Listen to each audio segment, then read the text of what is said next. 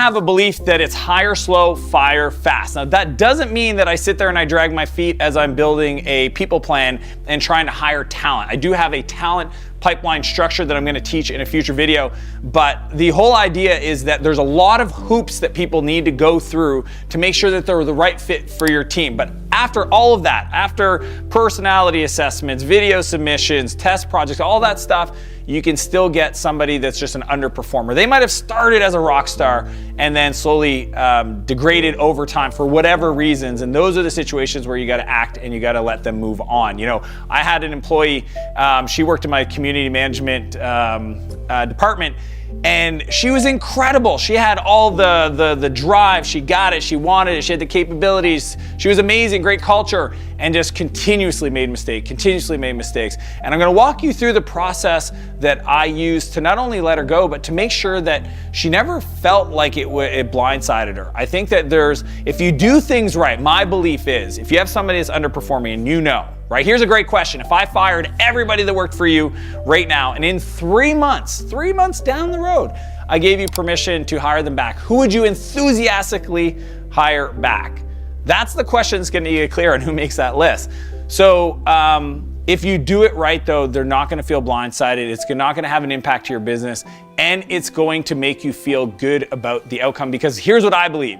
They will never be a star in your business today, but they could be an incredible resource at another company, at the right company. But you holding them back from even discovering that isn't fair to you or your team. So here are the 5 things, the 5 steps in letting somebody go gracefully. Number 1, prep the accounts. This means looking at the body of work they're working on, all the different logins, all the different accounts, all the different team members that they've been interacting with, all the different projects they've been accountable for, and audit that. Make sure that you have a clear understanding that if they move on, that you've already thought through all the different levels of access they had. You may not even have the password for certain accounts. You may not even know the name of a vendor that they've been working with to get a certain project completed. So you want to do a quick audit and prep all the accounts to make sure that you have a hit list, that as soon as you have that conversation with them, that you've got an action plan to transition work and or migrate accounts to somebody else. Number 2, schedule the sit down. This to me is the most important. If you're gonna let somebody go, especially if they've been with you for a while, you owe them the courtesy of sitting down eye to eye. You wanna look at them and let them know, hey, this is where we're at, this is what's happening. Don't do it over email. Definitely, I mean video if you have to, but at the end of the day, I just think if somebody has been giving you their work and you've been working with them on a team, it is your responsibility to sit down with them and have that conversation person to person. It doesn't have to be long, it should actually be short, but do that and schedule it.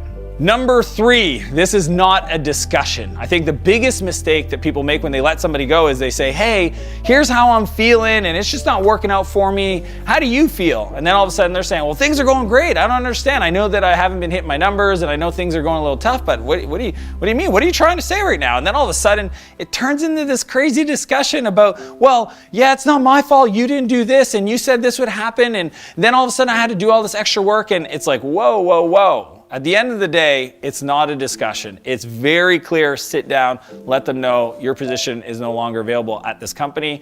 Today is your last day. Here's what's gonna happen next. I just wanna let you know how much we appreciate the time that you've given to the company and the organization, and we wish you all the best. If you can support us in the transition, I'd love to write you a recommendation to the next role. Because a lot of times, the person's actually talented. These are the toughest ones, but this is, to me, the way I've seen it. They're talented, they're just not gonna work for you. I mean, if you run a high-performing SaaS environment, a team, a high-performing team, there's a lot of people that would be rock stars at other companies because they're just not as demanding and they don't have as high of a need, and the quality of work is just not where you need it, and you could refer them to somebody else and be totally authentic about that. So I always like to just let them know, like, hey, this is not a discussion, today's your last day.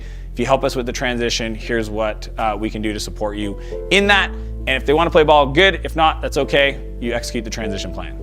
Number 4, remove access. This is probably the biggest pain that shows up after you've let somebody go, is when you didn't have a plan to remove access to certain logins, to accounts, to information. I've seen situations with clients that I coach where, you know, a key staff, VP of sales takes off and takes their whole account database with them, their customer list. I mean, these are just challenges that you don't need if you're just prepped and you do it. So if you do all the prepping in the account at the beginning, and then you have the list of projects that need to be transitioned or accessed, etc., and you make sure that all the logins are reset, the emails are redirected to the right people so nothing gets dropped, then it's actually really straightforward. It might take a couple hours of work, but then it's done. And ideally you do it during the meeting. Have somebody on your team, in your administrative, your admin team, execute the, you know, setting of the passwords and the authentication and the redirecting of who owns what assets and documents while you're having that discussion. Let them go, so that way when they're done,